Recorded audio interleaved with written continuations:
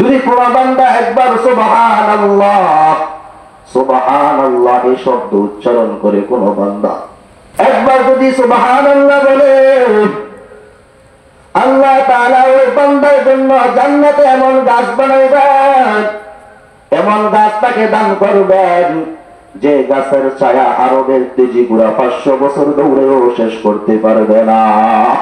সুবহানাল্লাহ বলেন না সুবহানাল্লাহ। এই তো গাছ লাগাইয়া দিয়েছেন একটা, আবার বলেন সুবহানাল্লাহ, আরেকটা গাছ হয়ে গেছে। আরেকটা গাছ কি হয়ে গেছে? হয়ে গেছে। যে একবার সুবহানাল্লাহর কত বড় দাম। যখন জান্নাতীরা জান্নাতে যাবে, উপরের জান্নাতি যখন ঘুমাবে, বিশ্রাম নিবে, ওই জান্নাতি যখন 500 পরিবর্তন করবে, আমরা ঘুমের ভিতরে 500 পরিবর্তন করি না? তখন গরম কান আসলে আমাদের শরীর থেকে আলাদা একটা দুর্গন্ধ আসে ঘামের কারণে। কিন্তু জান্নাতি যখন ঘুমাইবে, তার 500 পরিবর্তন করার ফলে তার শরীর থেকে এমন খুশবু বের হবে, এমন খুশবু বের হবে, নিচের জান্নাতি চিৎকার দিয়ে বলবে, আল্লাহ, আমার উপরে জান্নাতি এমন কি আমল করছে, এমন কি আমল করেছে আল্লাহ, যে ওই জান্নাতি ব্যক্তি 500 পরিবর্তন করলে তার ওই শরীরে খুশবুর গ্রামের কারণে আমি নিচে থাকতে পারি না। আল্লাহ তাআলা তখন ডাক দিয়ে বলবে, ও বান্দা, উপরের জান্নাতি তোমার চেয়ে বেশি কোনো আমলই করে নাই, তোমার চেয়ে বেশি নামাজও পড়ে নাই, তোমার চেয়ে বেশি কোরআনও তেলাওয়াত করে নাই, তোমার চেয়ে বেশি তাহাজ্জুদও পড়ে নাই।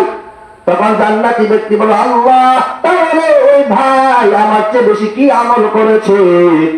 তখন আল্লাহ বলবে, আমার ওই বান্দা দুনিয়াতে তোমার চেয়ে বেশি একবার সুবহানাল্লাহ বেশি বলেছে। আল্লাহু আকবার। তখন জান্নাতি চিৎকার দিয়ে বলবে, হায় আফসোস, আল্লাহ, আমি যদি দুনিয়াতে আরেকবার সুবহানাল্লাহ বেশি পড়তাম, আমার আল্লাহ আমার দাম আমার ইজ্জত কতটুকু বাড়াইতো জান্নাতের ভিতরে।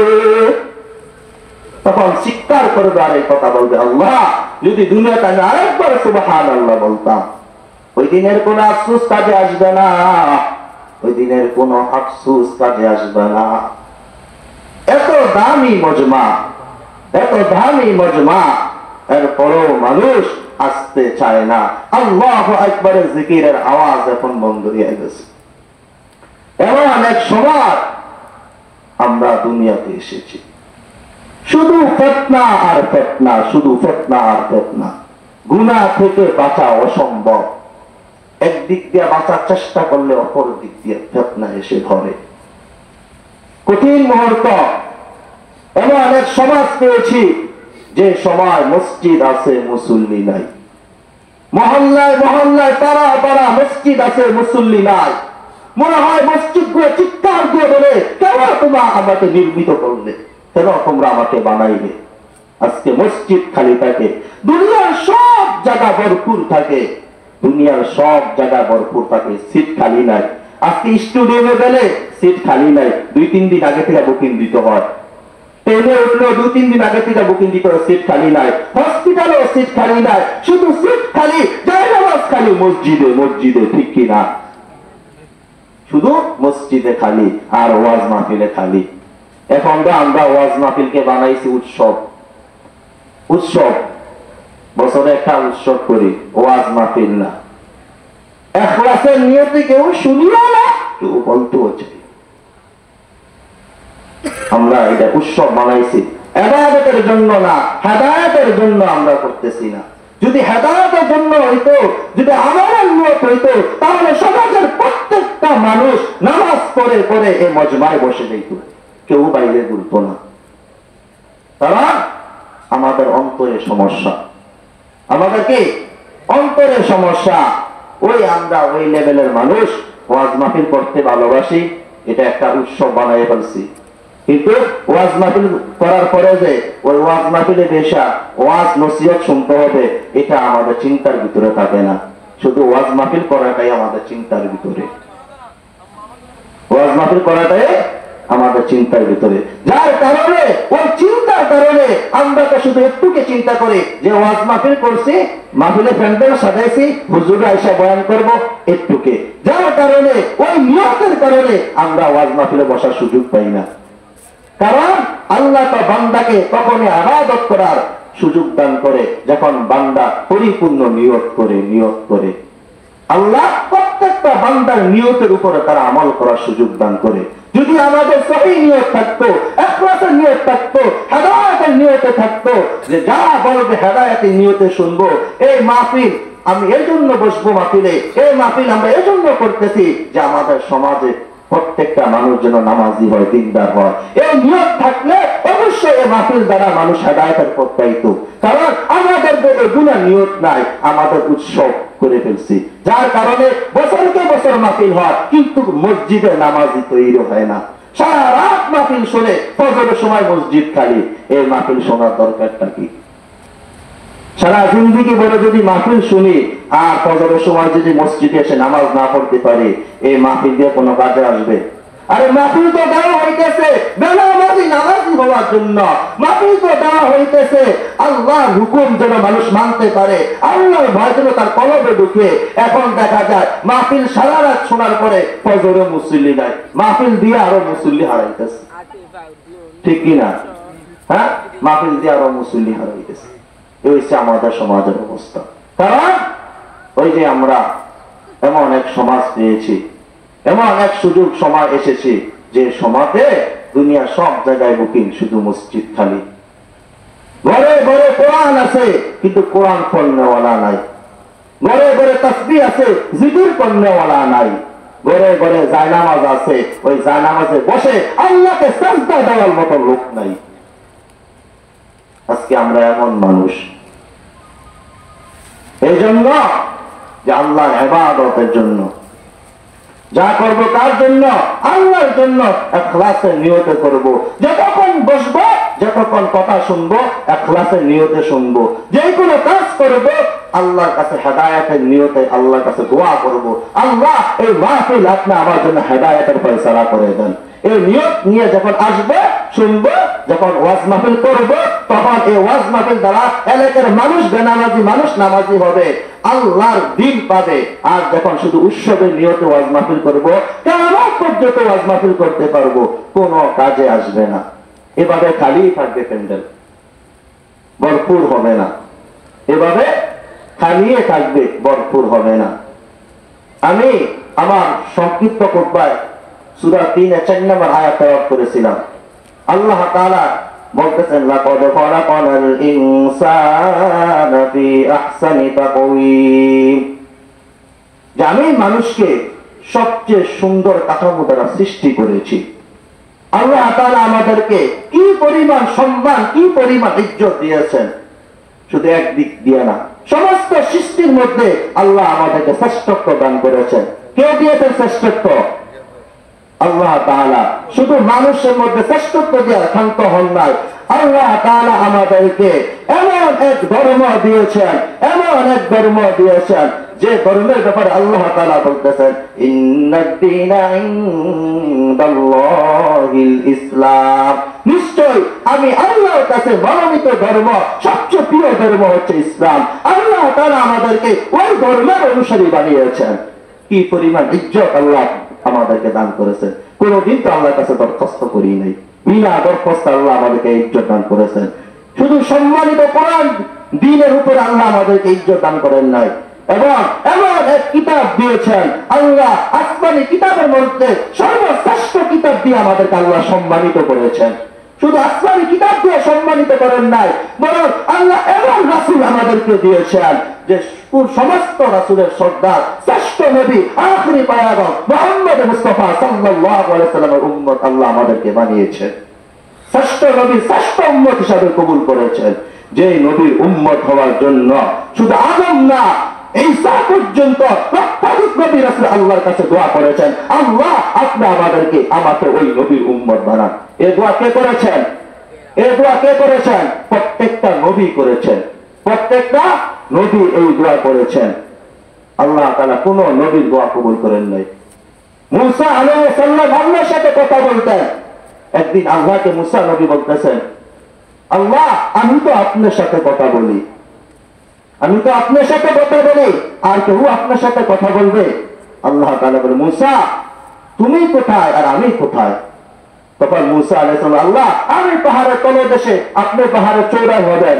আল্লাহ বলে, বাইহি ওয়া বাইনি হিজাবি আলফি মিআতিন, ও মুসা আমার আর তোমার মাঝে একটা না দুইটা না 70,000 পর্দা রয়েছে। সাতাতি উম্মতি, এমন অনেক উম্মত আসবে, এমন অনেক উম্মত আসবে যে উম্মত আমার সাথে কথা বলবে, আমার আর তাদের মাঝে কোনো পর্দা থাকবে না। সুবহানাল্লাহ। তখন মুসা নবী আল্লাহকে প্রশ্ন করলেন, আল্লাহ ওই উম্মত কিভাবে আপনার সাথে কথা বলবে, কিভাবে আপনার সাথে কথা বলবে?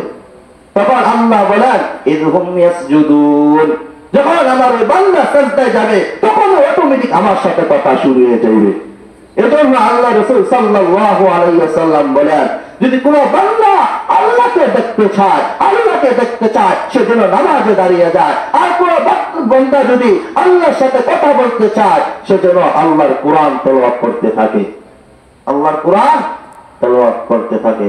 আল্লাহ আমাদেরকে কি পরিমাণ ইজ্জত দান করেছেন, শুধু একটু ইজ্জত না, আল্লাহ রাসূল যেন এই উম্মতের জন্য যখন কান্না করতেছেন, তখন আল্লাহ রাসূলকে বললেন, আল্লাহ তার রাসূলকে বলতেছেন, হে নবী আপনি কেন কান্না করতেছেন? আমি হাসরের ময়দানে আপনার উম্মতকে একা ছাড়বো না, আমি রব থাকবো আপনার উম্মতের সাথে, আমি রব আপনার উম্মতের সাথে থাকবো, আমি রব আপনার উম্মতের সাথে থাকবো। এমন শ্রেষ্ঠ এক রাসূল পাইছি যে রাসূলের উম্মত হওয়ার জন্য কি করছে? নবীরা পর্যন্ত আল্লাহর কাছে দোয়া করছে। তখন মুসা নবী আল্লাহর কাছে দরখাস্ত করতেছেন, আল্লাহ ওই নবী উম্মত হওয়ার সুযোগ আপনি আমাকে দান করেন। তখন আল্লাহ বলে, মুসা তুমি তো অনেক আগে চলে আসছো, তোমাকে ওই নবীর উম্মত হওয়ার সুযোগ দেওয়া যাবে না। তাহলে বলে, আল্লাহ ওই উম্মতের কণ্ঠ আমাকে একটু শোনান, ওই উম্মতের কণ্ঠ আমি শুনতে চাই। তখন আল্লাহ বলে, ও মুসা এটা পারা যায়, এটা শোনানো যায়। তখন আল্লাহ তাআলা আমাদেরকে রূহের জগৎ আমরা সবাই ছিলাম, আমরা আগ থেকে সিলেক্ট করা ছিলাম, আল্লাহ তাআলা স্পেশালি ভাবে আমাদেরকে বানাইছেন।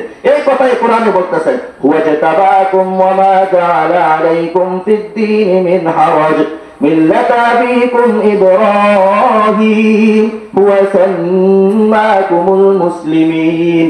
আল্লাহ যেন আমাদেরকে বাছাই করে, আমরা বাজারে গেলে বাছাই করে ভালো ভালো জিনিসটি নেই না ব্যাগে, আল্লাহ আমাদেরকে বাছাই করে প্যাকেট করেছে, এ উম্মতকে বাছাই করে নির্বাচিত করেছে। তখন মুসা নবীকে বলতেছে আল্লাহ যে আমি এই উম্মতের আওয়াজ তোমাকে শোনাইতেছি। তখন আল্লাহ তাআলা আমাদেরকে ডাক দিছে, লাব্বাইক ইয়া মুহাম্মাদি ইয়া উম্মতে মুহাম্মাদি। তখন আমরা আল্লাহ ডাকে সাড়া দিয়ে বলছিলাম, লাব্বাইক ওয়া সা'দাইক, আল্লাহুম্মা লাব্বাইক ওয়া সা'দাইক। ইয়া আল্লাহ আপনি আমাদেরকে ডাক দিয়েছেন, আমরা আপনার ডাকে সাড়া দিয়ে সৌভাগ্য হয়েছি। তখন মুসা নবীকে আল্লাহ জিজ্ঞাসা করলেন, ও মুসা তুমি কেমন শুনলা আওয়াজ, তুমি কেমন আওয়াজ শুনলা? তখন মুসা নবী বলেন, মা আহসানা বিসূরা, আল্লাহর কসম এমন সুন্দর আওয়াজ আমি আর কোনোদিন শুনতে পারি নাই, এমন সুন্দর আওয়াজ আমি আর কোনোদিন শুনি নাই। তখন আল্লাহ বলে, ও মুসা এমন সুন্দর আওয়াজ তুমি কোনোদিন শোনো না, এমন ভঙ্গিমার আওয়াজ তুমি কোনোদিন শোনো না, তুমি শুনে রাখো, এই আওয়াজ নিয়ে যখন বাইতুল্লাহ তোয়াফ করার সময় আমার বান্দা আমাকে আওয়াজ দিয়ে ডাকবে, এই আওয়াজটা আমি ওই উম্মতের জন্য সিলেক্ট করেছি, আমার বান্দার জন্য। যখন লাব্বাইক বলে আমাকে ডাক দিতে দেরি বাইতুল্লাহ গিয়ে, আমি রব আমার ওই বান্দার গুনাহ ক্ষমা করতে দেরি করব না। আল্লাহু আকবার। এত বড় দাম, এত ইজ্জত হলো আল্লাহ আমাদেরকে রাসূলের উম্মত বানাইছেন, শ্রেষ্ঠ নবীর শ্রেষ্ঠ উম্মত বানাইয়া আল্লাহ আমাদেরকে শ্রেষ্ঠত্ব দান করেছেন। অথচ মুসলমানের সন্তান শ্রেষ্ঠ নবীর উম্মত হওয়ার পরেও, শ্রেষ্ঠ নবীর শ্রেষ্ঠ কোরআন পাওয়ার পরেও আজ মুসলমানের সন্তান কোরআন পড়তে চায় না, নামাজ পড়তে চায় না, সে রাসূলের ইজ্জত দিতে চায় না, সে রাসূলের ইজ্জত দিতে চায় না। আজকে রাসূলের সম্মানও করতে যাই না। আজকে যদি রাসূলের প্রতি ভালোবাসা আমার থাকতো, কোন মানুষ দাড়িবিহীন থাকতো না, রাসূলের সুন্নাহকে আদায় করতো, দাড়ি রাখতো। রাসূলের ওই সুন্নতকে, এটা এমন এক সুন্নত, কবরে কোনো সুন্নত নিয়ে যাওয়ার কি নাই, কোনো ব্যবস্থা নাই, কোনো সুযোগ নাই। শুধু একটা সুন্নত আছে, কাফনের সাথে নিয়ে যাওয়ার, সেটা হচ্ছে দাড়ি। কি দাড়ি? আজকে মুসলমান দাবি করি, রাসূলের আশিক দাবি করি, অথচ দাড়ির উপরে বুলেট চালাইতেছি।